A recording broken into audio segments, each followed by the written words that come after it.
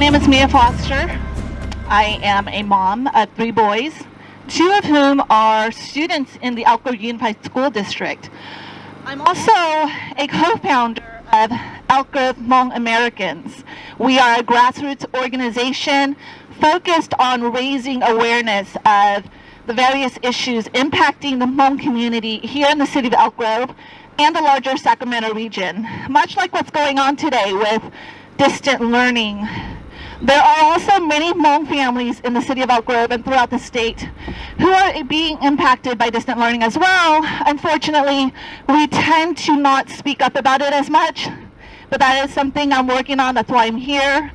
And I joined this fight with EGUSD Parent Coalition back in December because the reason why I formed Elk Grove Homng-Americans to begin with was because of a school board member who racially targeted the Hmong culture last summer, which in turn generated a ton of negativity and hatred against the Hmong here in Elk Grove.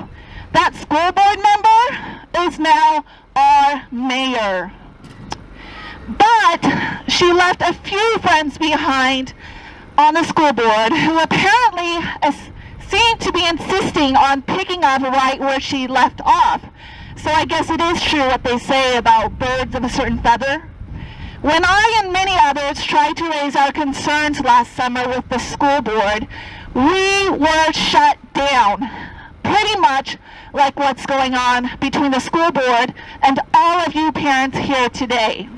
They politicized our outcry, they minimized our pain, and they dismissed our voices, just like what's going on today between the school board and all of you parents.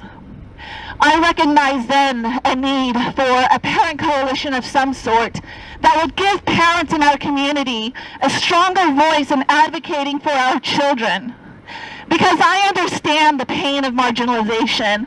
I know what it's like to look out for the best interests of my child as a parent and to be told that my concerns are not valid. That former school board member sat on a school board meeting with that usual smirk on her face, and she told us that our concerns, our issues were not important enough and that we needed to stop talking about it. But today I am here because I have read your stories of your struggles, of your children's struggles with distant learning. I've listened in on some of those school board meetings and I heard your stories. And it was those stories that truly resonated with both the child and the parent in me. Now, Erin Summers often talks about her concerns as a social worker with neglected children who use school as a safe refuge from home. And it reminds me every single time that I was that child. School was my safe place growing up.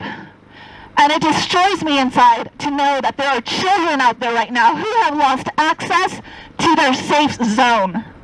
And so I knew that I needed to be a part of this, to stand alongside all of you in pursuit of our children's best interest. It's so important to stand together because these politicians, they just don't care. They have forgotten the people they were elected to serve. Now, my sons didn't understand my involvement in all of this at first. They thought I was simply trying to send them back to school. And in truth, as you all know, it would be great to have some sense of normalcy back in our house. However, I explained to them that while they have had the privilege of adjusting to distant learning with minimal issues, they cannot forget, and we cannot forget, the children who are out there struggling with the learning model as it currently stands, whose mental, physical, and academic health are being impacted, and in some cases in ways that we will not understand for many more years to come. Last summer, we were the forgotten. My children, the Hmong culture, the Hmong community, us parents, we were forgotten by the school board. And so I'm here today to fight alongside all of you to reopen schools for parental choice and to fight against the neglect that is being imposed on your children by by the very same system that neglected mine. Thank you so much.